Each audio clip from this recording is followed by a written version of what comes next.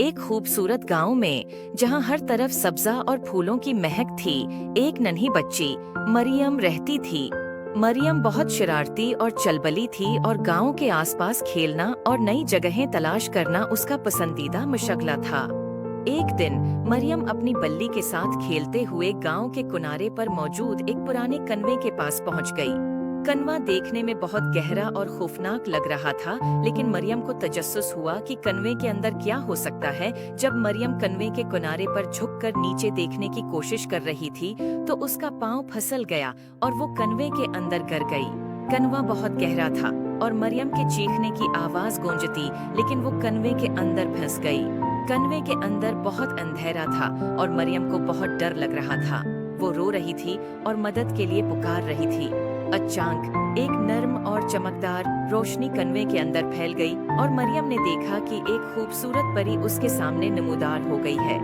परी की चमकती हुई पर और नर्म रोशनी ने कनवे को रोशन कर दिया। परी ने मरियम को तसल्ली देते हुए कहा, डरो मत, मैं तुम्हारी मदद के लिए आई हूँ। मरियम ने खौफ ज़दा होकर कहा, आप कौन हैं? परी ने मुस्कुराते हुए जवाब दिया, मैं एक जादुई परी हूँ और मुझे मालूम हुआ कि तुम्हें मदद की जरूरत है। परी ने अपने जादुई छुरी से रोशनी का एक दायरा बनाया और मरियम के इर्द-गिर्द फैला दिया। मरियम ने देखा कि उसके कदमों के नीचे जमीन हमवार हो गई है और उसका खौफ कम हो गया है। परी ने कहा, तुम्हारी हिफाजत मेरी जिम्मेदारी है, आओ मैं तुम्हें यहाँ से बाहर ले चलूं। परी ने अपनी छुरी से एक रास्ता बनाया जो कनवे के ऊपर तक जाता था। मरियम ने खौफज़दा होकर पूछा, क्या मैं इस रास्ते से ऊपर चढ़ सकती हूँ? परी ने मुस्कुराकर कहा, हाँ, ये जादुई रास्ता तुम्हें महफूज तरीके से ऊपर ले जाएगा। मरियम ने हिम्मत जमा की और जादुई रास्ते पर कदम रखा।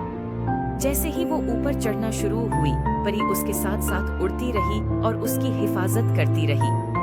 मरियम ने देखा कि कनवे की दीवारों पर खूबसूरत मनाजर बने हुए हैं और वो देखकर खुश हो गई। आखिरकार मरियम कनवे के ऊपर पहुंच गई और उसने खुशी से चीख मारी, मैं आजाद हो गई। परी ने मरियम को गले लगाया और कहा, तुम बहुत बहादुर हो, हमेशा अपनी हिम्मत को कायम रखना। उम्मीद है आपको स्टोरी पसंद आई होगी। Please like and subscribe my YouTube channel.